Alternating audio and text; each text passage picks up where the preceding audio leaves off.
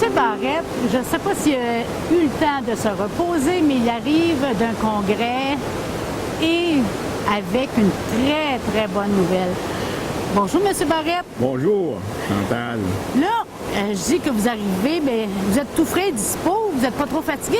Non, ça a bien été. Nous avons voyagé hier. On est arrivé vers 10h15 hier soir.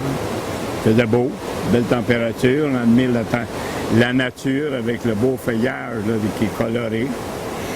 Là, vous étiez au congrès de la Fédération du Québec des municipalités. Fédération québécoise des municipalités. Il y a quelque chose comme 3000 personnes. Ça vient tout partout à travers la province qui sont présents. Madame la première ministre est venue faire un discours.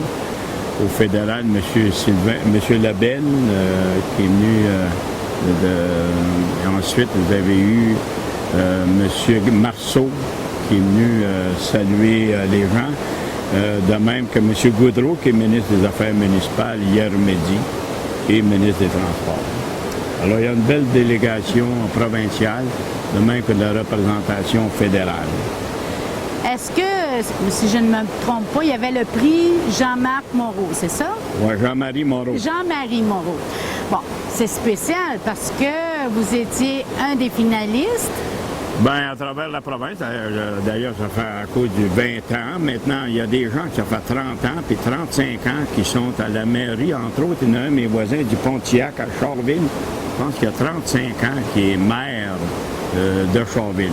Alors là, le prix Jean-Marie Moreau, c'était dans les années 70, c'était directeur général de cette association-là qui est à l'Union de conseils de comté. Et il était là pendant 13 ans, je pense. Et ils ont souligné son passage, il était très actif. Et là, ils ont décidé de remettre, je sais bien qu'il était à type exemplaire, à des gens qui ont tenté de développer le petit coin de pays. Et j'étais parmi ceux-là. Parce que vous étiez 3 nominés, le maire de Saint-Calix, le maire de Témiscamingue, bien sûr, et un autre qui était de Saint-Eugène, dans le coin de Rimouski. De Rimouski. Et vous arrivez ex aequo qui est le maire de Saint-Calix parce que M. Barrette, c'était pour ses 30 ans au niveau municipal, pas seulement maire, et que vous donniez une valeur et voulez faire connaître le Témiscamingue. Bien, c'est un peu ça, l'intérêt qu'on avait pour défendre notre milieu. Alors, il y avait des jurés qui étaient un comité de 3 personnes, dont j'oublie les noms, là, qui étaient sur le comité. Naturellement, j'ai été choisi le premier. Ensuite, le monsieur de Saint-Calix, monsieur de Saint-Calix, lui, monsieur Touin, c'était son premier mandat. Mais il a été remarqué pour son implication avec améliorer la criminalité, de même que pour les jeunes, impliquer les jeunes dans son milieu. Ah, OK. Oui, une population de 4 500, je pense, à Saint-Calix. Mais bon, il y avait plusieurs personnes là, dans la salle.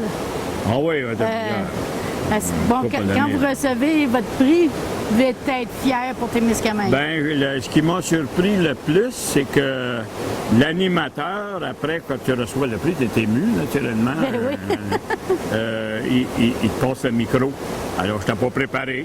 Là, j'ai remercié les gens. Puis, naturellement, cet honneur-là, moi, je la dois autant à ma famille qu'à les gens avec qui j'ai travaillé, mes collègues conseillers, les employés de la ville, de même que ceux de la MRC et l'ensemble de la population. Je partage ça avec l'Abitibi-Témiscamingue parce que si on a réussi à voir, on a fait de quoi qui est positif dans plusieurs... Et on a aussi rencontré des temps qui étaient à controverser. Ça fait partie du métier ou de la profession. Mais, Monsieur le maire, parce qu'on peut vous appeler encore Monsieur le maire, quelques semaines, vous finissez votre mandat. Vous ne représentez pas comme maire. Par contre, vous ne voulez pas délaisser le côté municipal parce que vous vous présentez comme conseiller. Bien, l'idée de continuer comme conseiller, c'est parce qu'on a encore des grands défis à Témiscamingue. On n'a qu'à parler. D'ailleurs, l'épicerie, ça, c'est mon numéro 1 J'ai rencontré justement les représentants de CSN et j'ai pas de bons mots à dire d'eux autres, malheureusement, dans cette affaire-là.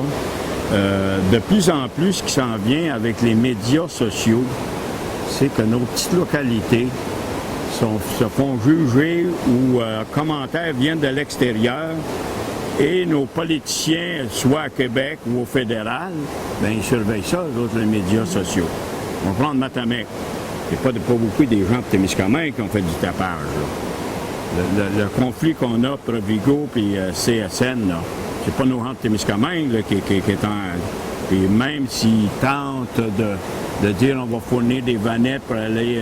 c'est pour changer un peu l'opinion de la population, mais on paye tout pour ça, là, parce qu'ils veulent régler des conflits. Ça, on le dit, là, puis ils renient ça. Là, notre population est prise en otage pour régler des conflits qu'ils ont avec le gros Loblaw à Rouen, puis un Maxi qui dure depuis 1 an et demi. Alors, malheureusement, ça, c'est une chose qui est très importante. On a la mine Matamec qu'on a. On a aussi notre chose d'usine de mini-centrale. Ça va faire 14 ans qu'on travaille ça. Là, on avait des gens de l'extérieur qui étaient toujours nous dire, ça va nuire au lac Kipawa. Et alors, il faut essayer de convaincre les gens, les politiciens, et c'est pas facile. Et c'est sur ça que je veux. Et l'autre qu'on a aussi, qui est très... qu'on continue, ça fait quelques années qu'on travaille, c'est une résidence, l'hébergement pour nos personnes âgées. De plus en plus, le vieillissement de la population, il faut se préparer. Tu ne bâtis pas du jour au lendemain. Alors, il faut avoir quelque chose pour prendre soin de nos personnes âgées. Et on a au pavillon La Tourelle, on a longue durée, mais il faut améliorer aussi la qualité de service. Bon, ça fait 20 ans que vous êtes à la mairie. Ça fait 20 ans que vous... et 30 ans dans les côtés municipal. Vous avez un bagage. Est-ce que vous allez aider les gens qui vont être sur place élus? Ah ben non, je me suis engagé si on veut, c'est qu'il faut travailler ensemble. Hein, C'est important. Je pense que dans n'importe quel organisme, il peut y avoir des gens qui sont en désaccord, mais il faut essayer de trouver une solution pour travailler ensemble. Sinon, d'ailleurs, c'est ça que des sujets qu'on n'a pas comme le mini-central, là, si on avait été l'ensemble de notre MRC, de même que les gens de l'Abitibi ont travaillé avec nous autres dans ce projet-là, mais il y a des gens qui ont des inquiétudes. Hein? Les amis de la rivière, des gens là, ben qu'on arrive pour descendre la rivière Kipawa, la Nielle, il n'y aura pas d'eau, puis il y a tout. Les gens ont des inquiétudes. Il faut essayer de les informer, de vendre l'idée que ça change. Puis, l'autre chose qu'il faut aussi, c'est qu'il faut créer de la richesse. Quand on parle de créer de la richesse, c'est créer des emplois dans notre petit milieu. Sinon, on va sécher debout. C'est simple que ça. Puis le gouvernement aussi, en veut, lui aussi. Parce que si on ne crée pas des emplois, le gouvernement ne reçoit pas des impôts. Alors, ne reçoit pas des taxes pour le développement ou ainsi de suite, des taxes de vente et ainsi de suite. Alors, graduellement, notre région baisse sur le plan économique. Alors, c'est sûr que c'est des choses que je tiens à cœur. Puis, on est plus, depuis, je dirais, 10 ans, on a l'impact négatif qui nous vient un peu de l'extérieur. Que ce soit des décisions, des fois, que le gouvernement prenne pour favoriser les grands centres. Et ça nous nuit. Quand c'est une petite municipalité comme ici, et on est éloigné, c'est quand même... On n'est pas relié à des grands centres. Non. C'est plus difficile peut-être de garder le contact, de se faire valoir. Puis les coûts de service, on n'a qu'à penser aux coûts de service, on travaille là, sur un projet. Tu sais, quand que la madame qui m'a appelé et me disait ma fournaise ne fonctionne pas, il faut faire venir au gaz naturel, il faut venir quelqu'un de Rouen. Alors, c'est absurde, mais le gouvernement a décidé ça, là, lui. Là, on n'a pas de personne ici attitrée, accréditée, je devrais dire, pour donner ce genre de service. Alors, la personne là, qui était à revenu fixe, là, ça lui coûte 330$ avant que le monsieur vienne. Il appelle, là, puis il dit « Madame, ça va vous coûter 330$ avant que je commence à mettre une clé sur regardez votre fournaise. » alors qu'on peut l'avoir l'autre bord à 150 ou 130, 150. Alors ça, c'est des choses, pour des contracteurs, c'est un peu la même chose. On nous dit, rareté des contracteurs, quand tu veux venir réparer une porte, venir ça de Rouen. Alors là, ces gens-là, ici, ça 3 heures, fait 6 heures aller-retour, alors qu'on peut l'avoir pour 2 heures de Nord-Bay. Alors ça, c'est des décisions qui ont été prises par les gouvernements. Ils nous disent, ben on devrait, c'est pas si tu les en parles. Ben non, vous avez le droit, mais le contracteur qui arrive de Nord-Bay puis s'en vient à Témiscamingue, il y a des gens qui partent de Rouen puis de Val-d'Or qui viennent le mettre à l'amende. C'est pas intéressant, ça. Mais là, ça, c'est des choses qu'il faut défendre. On avait ça avant. Au début de Témiscamingue, là, il y avait la possibilité d'avoir des gens ces deux bords, ça traversait. Il y avait un bon voisinage. Il y avait un bon voisinage. Ensuite, on a eu la guerre avec les camionneurs qui arrivaient de l'Ontario. Ils les arrêtaient. Aussitôt qu'ils rentraient au pont, les contrôleurs routiers les arrêtaient parce qu'ils avaient pas leur plaque. C'est des décisions que le gouvernement avait prises qui nous fait mal dans nos jours. Vous avez aussi la loi 101 qui est arrivée, l'obligation d'aller à l'école française. Ça aussi, ça nous fait mal. Parce que les gens qui arrivent, les nouvelles familles qui arrivent, les jeunes, je ne sais plus, qui viennent d'un autre pays où ces jeunes-là, ou la famille, bien là, sont déjà dépaysés. Et en étant dépaysés, là, tu l'envoies essayer d'apprendre le français, puis il ne comprend pas un mot. Alors, il y a d'autres façons, on l'a dit au gouvernement, tenter de promouvoir la langue française, le bilinguisme, ça aide. Mais en tout cas, là, on est encore... Quand le parent arrive ici, là, il dit « Toi, tu fous tes école française avec tes enfants. » Alors que l'Ontario, lui, il dit « Quel choix tu vas? Veux-tu aller en français ou en anglais? » Alors, c'est beaucoup plus agréable quand tu as un choix que quand tu te fais dicter, tu dois aller là. Donc, vous êtes un bagage d'expérience que les gens peuvent, utiliser. Et, non, mais c'est parce que s'ils vont cogner des portes, il n'y aura pas besoin d'aller aux mêmes portes que vous avez déjà fait. Vous avez déjà des contacts. Bien là, c'est sûr qu'on va graduellement, on va continuer et celle qui va me remplacer, celui ou celle qui va me remplacer, bien, on va travailler ensemble pour dire, bien, voici ce qu'on peut faire pour tenter d'améliorer.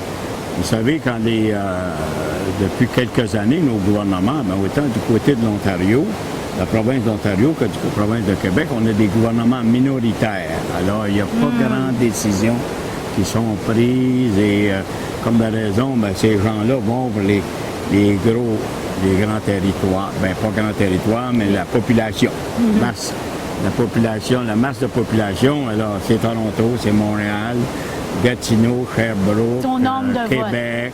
Les voteurs sont là. Dans nos petits milieux, on n'est pas... C'est un peu pareil chez nous, là, quand on arrive à notre intérieur de notre circonscription, bien, c'est Rouyn-Noranda qui est le plus grand nombre de voteurs. Alors nous, ici, là, on ne peut être pas tellement dans la balance. Bon. En parlant de Témiscamingue, vraiment, vous êtes natif d'ici? Moi, je suis natif de Lorrainville. De Lorrainville. Quand est-ce que vous êtes arrivé ici? Je suis arrivé ici en 67. J'ai commencé à travailler à Kipawa dans les années 51-52 pour Boot Lumber. Et j'ai demeuré à Kipawa jusqu'à temps que M. Marié, je demeurais à Kipawa. J'étais là 8 ans. Puis ensuite, ben, on n'avait pas le droit ici. Hein? C'est pas vous autres, vous êtes trop jeunes pour ça. C'était une ville fermée ici à Témiscamingue. Là. Les gens ne pouvaient pas acheter un...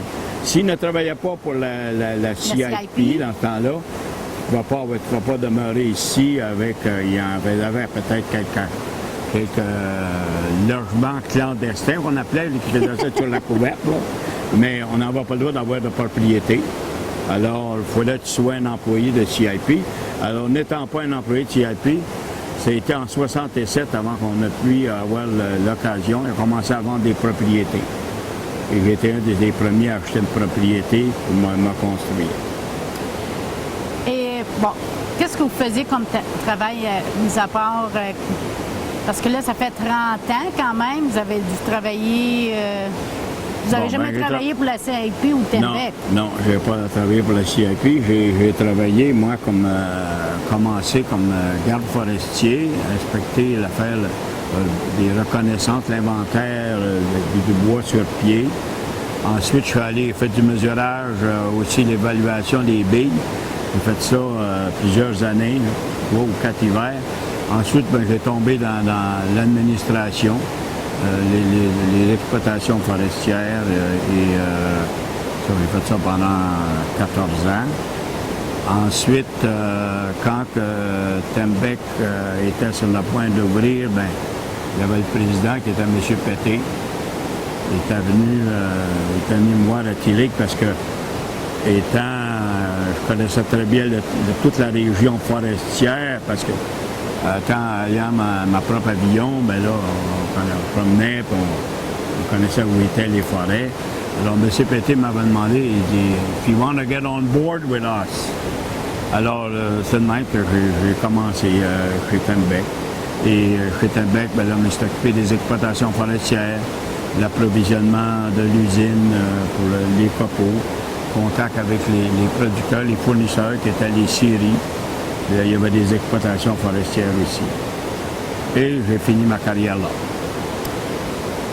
Quand vous êtes-vous décidé à vous présenter au niveau municipal? Est-ce qu'il y avait un dossier? Est-ce que vous vous rappelez, il y avait un dossier, surtout qui vous fatiguait, là, puis moi j'aimerais être ça, là, être là sur le terrain? Bon, comment que... j'ai commencé premièrement, là aussi, vous êtes trop jeune pour ça, vous autres, là. On avait, à Témiscamingue, nous avions notre propre commission scolaire. Chaque municipalité avait sa commission scolaire. Il y avait un président de commission scolaire, puis des commissaires, puis ces gens-là, ils allaient visiter une fois par l'année les petites écoles à Lorrainville. Moi, c'était un de mes oncles qui était président de la commission scolaire. Il arrivait avec sa pipe, le bonhomme. Il n'est pas dans la classe, là, mais il arrivait dehors avec sa pipe dans le cours d'école. C'était le président de la commission scolaire. Il venait visiter quelques classes avec les bonnes sœurs. Alors, quand je suis arrivé ici, on avait notre propre commission scolaire et on avait, avec la CIP, c'était eux autres mêmes qui recrutaient les professeurs. Oh, OK. Oui. Et les professeurs avaient une surprime comparativement, parce qu'il n'y avait plus d'argent à Témiscamingue qu'il y avait à Ville-Marie. Alors, il y avait la qualité des professeurs. Et là, le gouvernement est arrivé et il a dit, on va étatiser ça. L'éducation, là, CIP n'aurait pas à faire dans ça. Alors, on était un groupe dont le président était Bérubé, l'oncle à Pierre Bérubé, Albert Bérubé. Il y avait Philippe McDonald qui était dans ça. Alors, ils sont venus me chercher pour dire il faut tenter de sauver notre propre commission scolaire. On ne veut pas aller avec le gouvernement. Alors, c'était la première fois que mes enfants commençaient à aller à l'école. Alors là aussi, ça a été changé. Et là, le gouvernement a formé, nous a sorti, nous a enlevé notre commission scolaire, il a régionalisé ça. Puis là, pour le primaire, le secondaire, il avait envoyé ça, c'était avec Rouen. Bon. On est devenu une commission scolaire au secondaire, c'était avec Rouen-Noranda. Puis au primaire, c'était le Témiscamingue. Et là, quand il arrivait, il y avait 2 commissions scolaires. Alors, quand il y avait lorsqu'il y avait ils étaient plus nombreux à Rouen, comme dans la raison. Fait que là, on se faisait battre à tout coup. N'importe quelle décision qu'on prenait, il y avait une évolution qui faisait, parce que le gouvernement, graduellement, laissait les gens de la religion, les religieuses, les frères, ils les laissaient un peu de côté pour s'occuper la commission parents. Et on dit, c'était ça commençait déjà, là, à vouloir devenir laïque. C'était l'État avait décidé que c'est nous qui va prendre ça. Mais ils l'ont fait d'une façon, nous autres, on ne savait pas ça, l'avenir, là. Alors là, alors on s'est battu pour que soit toute la commission scolaire du lac Témiscamingue s'occupe du primaire et du secondaire. Donc, on a eu plusieurs débats sur ça. Finalement, ça s'est réalisé. Et naturellement, là, l'histoire l'a dit, par après, quand ils ont séparé pour Témiscamingue, là, ça, c'est un fiasco. Quand ils ont dit l'école française, l'école anglaise, qui ont formé le Western School Board, on avait des bonnes ressources à Témiscamingue, qui se sont séparées. La même. Alors, je sais bien que n'importe quelle décision qu'on prend ne sont pas toujours positives, mais ça, c'en est une mauvaise décision qu'on a prise. Donc là, c'est comme ça, vous avez commencé à vous impliquer au niveau politique. Mais Ouais. ça, c'était pour la commission scolaire. Ensuite, quand que mes enfants ont sorti de l'école, fini à la petite école, primaire, secondaire, ben là, j'avais moins d'intérêt. Alors, j'ai laissé la commission scolaire et là, on m'a demandé si je n'embarquerais pas dans le monde municipal. Donc, Paul-Eugène Benoît était le maire dans le temps et c'est là que j'ai embarqué Comme conseiller. Oui, comme conseiller. Vous souvenez-vous, quel est le premier dossier au niveau municipal que vous avez travaillé, là, que vous avez dû travailler fort? Le dossier principal, lorsque j'étais conseiller, c'était la fusion Le Temps-Témiscamingue. Ah, OK. Parce que à Témiscamingue, le CIP, il n'y avait pas beaucoup, c'était un périmètre urbain, mais le développement, il n'y avait pas beaucoup de terrain. Alors que Le Temps avait beaucoup de terrain, peu populé lui aussi, et les services se regroupaient tout le temps à Témiscamingue. Alors, c'est là qu'on a dit, bien, on devrait faire. Alors, le regroupement, c'était un des dossiers qu'on a commencé, ça, avec Paul-Eugène Benoît, qui était le maire du temps. Quand est-ce que ça arrive, là, que vous voulez vous présenter maire? C'est parce qu'il y avait un dossier, là, ben là, j'aimerais ça être maire parce qu'il me semble que j'aurais plus de poids. Bon, quand ça a commencé, bien, premièrement, là, il faut dire qu'en 72, CIP avait annoncé, au printemps 72-73, avait annoncé qu'il fermait cette usine-là ici. Là. OK. Fait que là, c'est devenu presque un village fantôme. Comme résultat, là, l'évaluation de nos maisons se vendait pour rien. Là. Il n'y avait plus de valeur, il n'y avait pas d'usine, il n'y avait pas d'ouvrage. Ah non. Il y avait seulement Tilly qui fonctionnait, qui était bout. Alors, il y a une limite là aussi pour accueillir les travailleurs, prendre des travailleurs. Alors, Paul-Eugène Benoît a défendu ça avec le docteur dentiste Théberge. Et après que ça a été relancé, bien là, l'usine, M. de Tory était le directeur du site. On travaillait ensemble pour faire des projets. Mais Paul-Eugène Benoît, là, lui, pour lui donner crédit, il ne voulait pas endetter la ville. OK. Ça, c'était, non, on ne fait pas de projet pour endetter la ville. Et c'est là qu'on avait des projets comme nous raison améliorer la condition pour garder nos jeunes. Puis M. de Tory, lui, ce qu'il vendait, premièrement, le journal Le Contact. Le canal communautaire, c'est des services qu'on voulait, parce que ça va bien proche tomber, ça, là, ils ont eu la difficulté. Parce que les gens s'en allaient, les gens quittaient, fait qu'ils s'en allaient trouver ailleurs. Alors ça, c'était les premiers. L'autre, on avait le centre culturel. On avait un aréna, puis une glace artificielle. On était parmi les seuls qui avaient une glace artificielle, mais ça commençait à être vieillard. Alors on avait dit que c'était un projet pour faire. Et Paul était en désaccord de ça, lui, là. Il ne voulait pas Alors, graduellement, bien là, on s'est impliqués. Il a dit, écoute, on va voir si on ne peut pas faire. Et en même temps, il avait été malade, Paul-Eugène Benoît.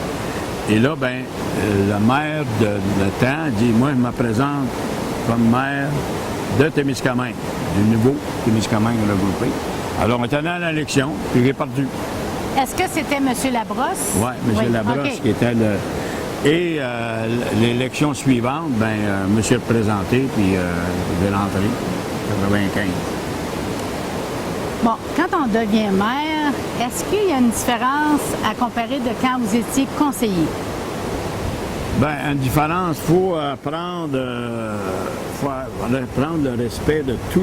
D'ailleurs, quand j'étais conseiller, on avait aussi Madame, qui est décédée, là, Madame Gagnon, là, Yvette Gagnon, Pagé, oui. Qui était... Madame était une des premières femmes qui était là. Elle s'est faite maltraiter par les hommes qui étaient là. Oh! Oui, non. C'était pas agréable. J'avais été femme, moi, là, j'aurais pas aimé ça. Mais le maire... Oui, mais dans ce temps-là, c'était correct, ça. C'était absolument... Qu'est-ce qu'a fait là, une femme? C'est vrai, ça. Donc, vous avez évolué de ce côté-là? Bien, on a évolué, oui. Ah, bien, c'est bien, ça. Parlez-moi de ça. Oui. Alors, la madame, comme a raison, lorsque je suis arrivé maire, bien là, on a eu des femmes comme Josette Mécan en a fait partie. Là, bien, j'ai Tania Labusseur, Nicole Rochon, qui sont venus. On a eu d'autres aussi, là, j'oublie, qui sont venus. Et comme de raison, les femmes, vous représentez 50 de la société. Puis des fois, vous n'avez pas les mêmes pensées que nous autres. Ça, il faut apprendre à équilibrer ça. Là. Ça, c'est important. Est-ce que vous avez trouvé ça difficile? Non, pas Non? plus que... non. Ah, mais c'est bien, ça. Comme nous, on était habitués un peu avec Key Lake, au moulin de déroulage, il y avait beaucoup de femmes qui travaillaient là. Alors, on avait déjà été... On était habitués un peu de transiger avec les syndicats. Les représentants, c'est des femmes. Puis dans la commission scolaire aussi, il y avait beaucoup de femmes qui étaient commissaires. Alors ça aussi, ça va aider. J'imagine aussi que ça a évolué la façon que les femmes se représentent. Comme dans le temps avec Mme Pagé qui était assise là, j'ai connu Mme Pagé et bon, avait quand même ses idées, mais les hommes, comme vous dites, l'ont un peu maltraité. Est-ce que ça se ferait plus maintenant? Non. Avec l'expérience que j'ai, là, nous autres aussi, on apprend. Parce que des fois, je pense qu'une femme, c'est plus facile à blesser qu'un homme avec des remarques, des fois qui peuvent être désobligeantes. Puis, alors, ça aussi, on a eu... Ou il cache mieux, peut-être? Oui. Okay. Alors, il y a eu alors, ça, là, aujourd'hui, tu ne laisses pas passer ça.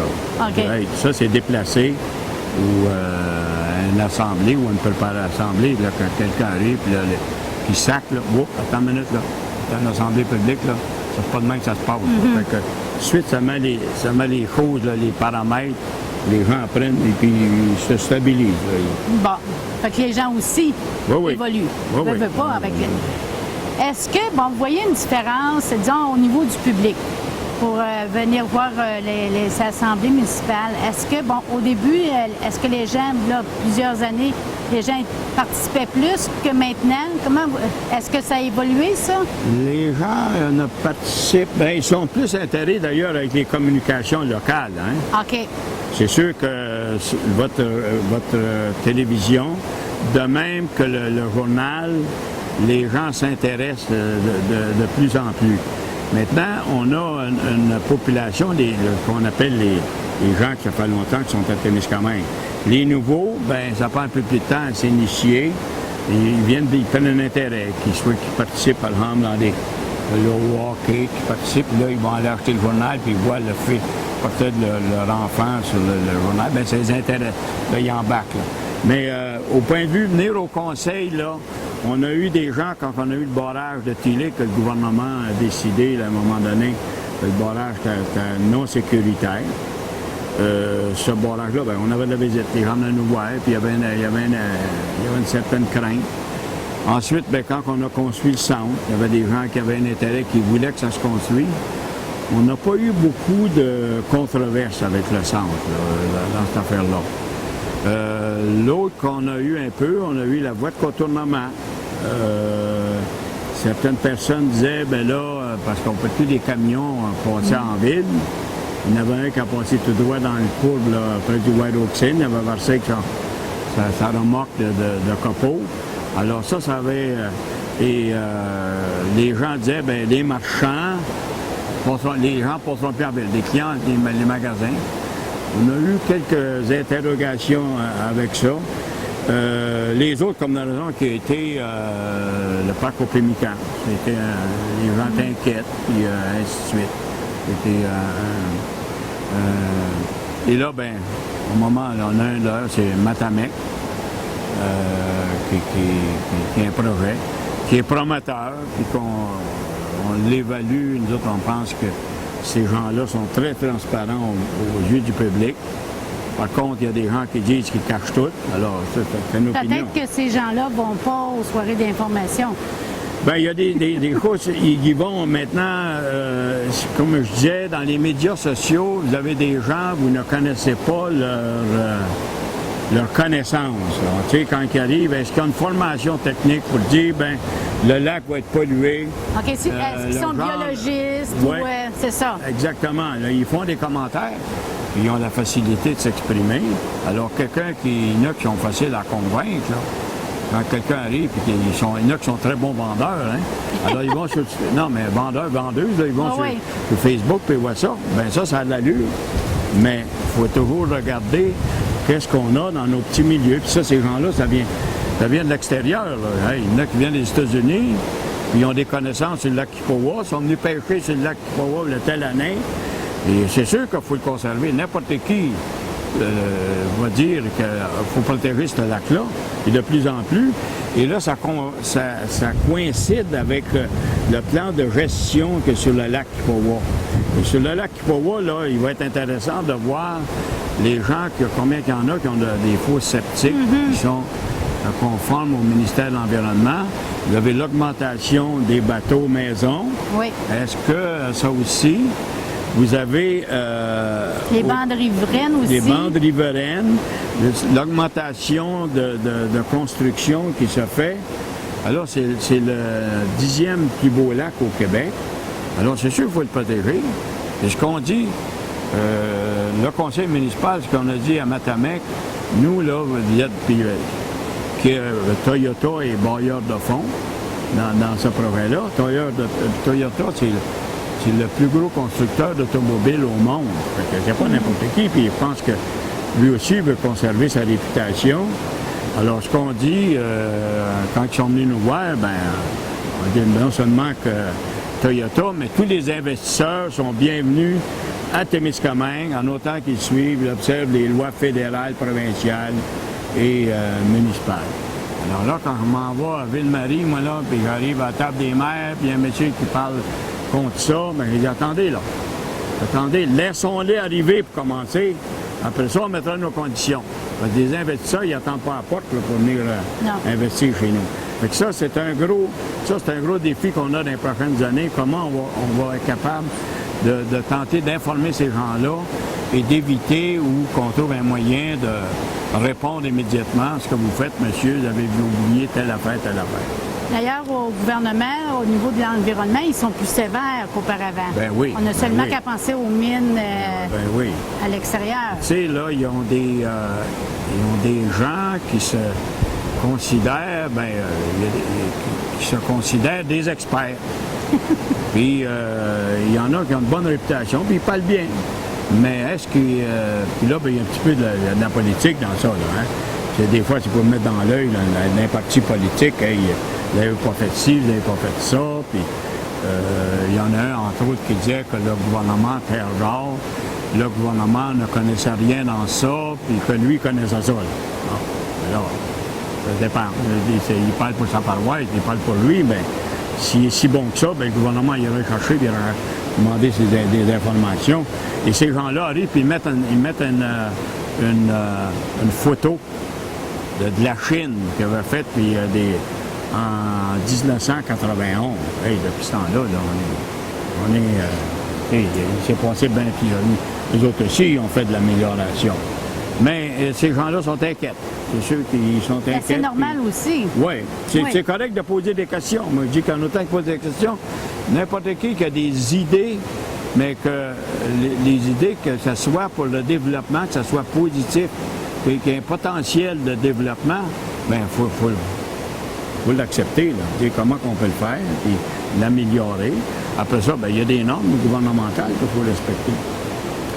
Si on fait, un résumé du 30 ans, quel est votre projet que vous êtes le plus fier? Le projet que je suis le plus fier, on a fait l'assainissement des eaux. Des eaux usées, là, ça a été quelque chose. On a envoyé ça dans la rivière des Outaouais. Ça a été une bonne réalisation qu'il nous a faite. Naturellement, le centre, c'est... ensuite, la résidence qu'on a pour les aînés, c'est la rue Humphrey. Là. On a commencé, on a fait la phase 1 avec Daniel Gravel. Ensuite, on a fait la phase 2. Puis là, on a besoin d'un autre, là. Un vieillissement de population. Alors, ça, c'était des réalisations qui ont été... ensuite, parmi les autres, l'eau potable, une réalisation de l'usine d'eau potable. C'est des dossiers. Si on veut améliorer notre qualité, si on veut évoluer, alors c'est parmi des projets que... C'est sûr que nos rues ont besoin d'être améliorées. Oui, mais c'est ça, on a des échos de ça. Oui. Tôt ou tard, on va mettre... On a mis beaucoup d'argent dans les loisirs.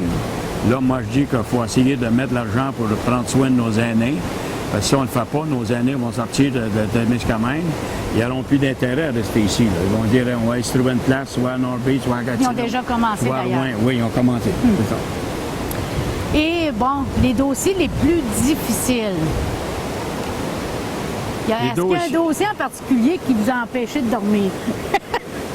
Bien là, ce qui est important quand tu parles de ta réunion, c'est que faut t'oublier. Vous réussissez? Oui. Quand tu pars, ben, le projet de mini-centrale qu'on s'est fait débouter 2-3 fois, on a avec Eagle Village puis Wolf Lake, ça, on a travaillé puis on s'est fait débouter 2-3 fois. L'Hydro nous a mis des bois d'un roue. Maintenant, là, c'est passé ce stage-là. Là. Ils l'ont laissé tomber. Ça, c'en est un. Naturellement, vous avez eu aussi la campagne pour le nom pour l'OP-Mican. OK. Ça, c'était... Et le premier qui m'a frappé le plus, moi, là c'est quand ils sont arrivés avec la loi 101. Tembec n'a juste d'ouvrir peut-être 2 ans après. Ça a été parce que les anglophones se sont sentis qu'ils n'étaient pas bienvenus à Témiscamingue. Et moi, il y avait un monsieur, d'ailleurs, ils ont peut-être débordé les autres aussi, là. Je me rappelle en bas, dans le sous-sol de White Oakson, là, il avait arrivé, puis tous les noms mécaniques, spark plug, comment on appelait ça, une bougie d'allumage, et d'autres. Alors, monsieur, j'ai dit, attendez, là, vous, là, c'est facile pour vous, puis il venait de la France à part de ça, fait que pour lui, c'était facile, mais nous autres, là, ça va nous prendre du temps avant qu'on apprenne ça, là. Tu sais, un pipe wrench, cette affaire-là, là. Là, tu arrives avec des gens d'un certain âge, là, pour apprendre ça. Puis là, il obligeait, en plus de ça, il obligeait qu'à le suivre du français, un type comme Jim Chandler, qui était vice-président. Il avait passé sa vie ici, il avait été directeur de l'usine. Puis le monsieur, là, il était résident ici, là. Puis d'un coup, là, dans la loi 101, il fallait que ces gens-là aient apprendre le français. Déjà, le monsieur, là, lui, il allait passer, puis il était en pleine évolution. Il faisait beaucoup de construction pour Tembec. Il allait passer une couple d'heures par semaine. Ça, là, il dit, pas de même qu'on va réussir dans notre affaire. Fait que ces gens-là, graduellement, ce qu'ils ont fait, ils n'ont pas dit un mot. Ils ont resté tranquilles, mais on en a perdu plusieurs qui sont dans l'autre bord. Ça a été un fiasco, je dis, que le gouvernement a fait pour nous, pour Témiscamingue. Ça a peut-être aidé Montréal, Saint-Léonard, il y avait des problèmes de langue, des chicanes dans les écoles. Mais nous aussi, là, on n'aura pas de chicane, les gens, on se respecte un l'autre. Puis il aurait pu le faire de façon, comme non, c'est facile de le dire après, là, mais il aurait pu le faire d'une façon beaucoup plus, plus douce. Dire l'avantage d'être bilingue, ces choses-là, graduellement. Ça n'aura pas changé l'idée de M. Chandler qui avait 60 et quelques années dans ce temps-là. Il y en a d'autres. Je le donne lui parce que je m'en rappelle très bien. La madame, il essayait de parler français, le monsieur, mais tu sais, quand tu as vraiment parlé français, tu arrives à 60 ans puis tu es occupé dans la construction à l'usine. Son intérêt était bien plus pour réussir de partir Tembec que d'aller passer 3-4 heures sur un banc d'école. Alors ça a été quelque chose qui nous a frappé, ça, là, chez nous. Là. Si, bon, là, vous devenez conseiller, mais en tant que maire, c'est bon, vous ne comptez pas vos heures. Je vous connais, même si vous dites que... Nous autres non plus, d'ailleurs. Oui, non, nous autres non plus. Mais c'est ça, c'est être au service de la population.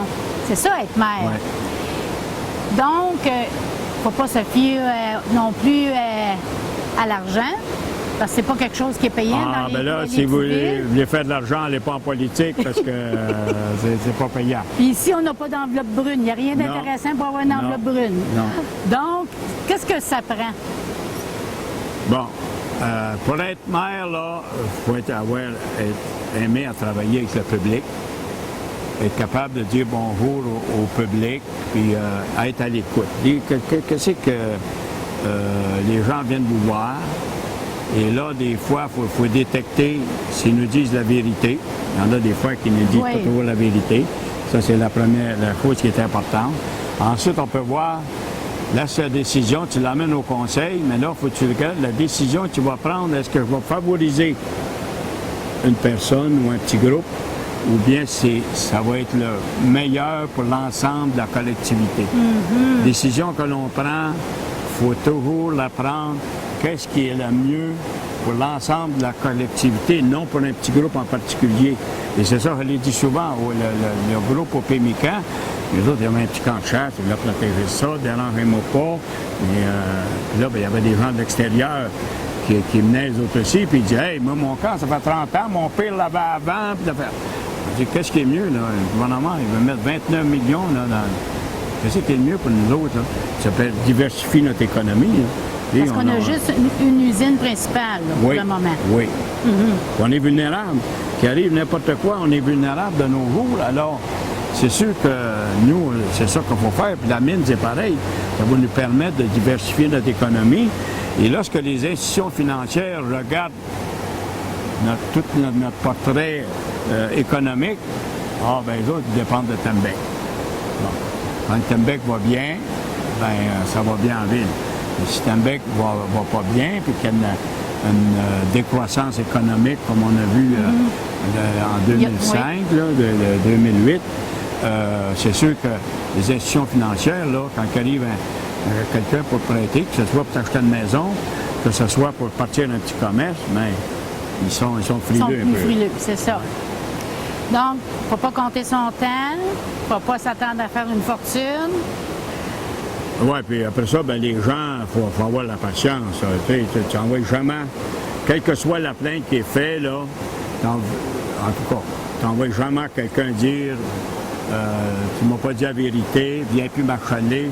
On ne fait pas ça. On ne peut pas faire ça. Dans la vie publique, là, on ne peut pas faire ça. Il faut éviter du favoritisme, que ce soit, ça c'est bien important. Il faut éviter ça. Tu dis, si je le donne à un, il faut que je sois capable de donner à l'autre. Est-ce que ça prend quelqu'un faut qu'il soit absolument à la retraite? Si on veut donner plusieurs heures? Dans nos petites collectivités, c'est à peu près ça.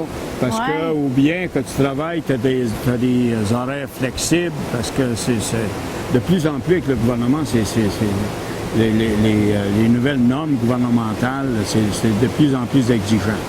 L'autre aspect qui est important aussi, c'est d'avoir des bons employés. Et le directeur général, c'est ton pivot, puis il est au courant. La greffière ou l'adjoint, ces gens-là, ce sont qu'on rappelle le mot anglais, les kingpins, ce sont nos pivots.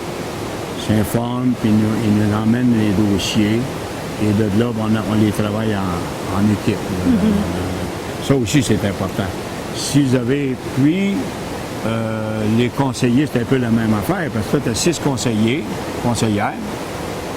Et là, ben, ce qu'on a toujours dit, on ne va pas donner des ordres, là, à cause qu'on est conseiller, là, on ne va pas donner des ordres du gars qui est dans la rue, là, qui est sur une chargeuse ou qui fait le déneigement. Vous avez un directeur général, si vous avez quelque chose à faire en tant qu'échevin ou conseillère, vous allez voir le directeur général, c'est lui qui est le boss. Parce que là, tu sais, si les employés, s'il y avait le directeur général, le maire, puis 6 conseillers, là, tu es rendu à 8, là, que les employés, comment ça se passe? Alors ça, c'est important aussi, qu'il faut s'assurer que la directive, il y a une canalisation qui se fait. N'importe quelle demande qui se fait normalement, on demande au directeur général de regarder ça. Il y a une équipe aussi, avec ses cadres qui travaillent, les différents départements. Ils évaluent ça, puis ils nous font des recommandations. Donc, un des beaux souvenirs, en terminant, peut-être dire un mot à la population? Bien, la population, je les remercie de m'avoir supporté. Vous savez que lorsque vous êtes dans le public, c'est presque impossible de plaire à tout le monde. C'est impossible. Et ça, bien, la qualité du succès, c'est de savoir plaire au monde, mais aussi de savoir déplaire dans des situations spéciales. Alors, je voudrais remercier le public. Et moi, bien, je vous remercie, mesdames, de m'avoir donné cette opportunité-là de transmettre ce message à la population. Et nous, ça fait toujours un plaisir, puis on va continuer encore de se rencontrer. Vous présenter comme conseiller, bon, on verra. Oui, ça me fait plaisir. Merci. Un dimanche après-midi, beau soleil, belle journée d'automne.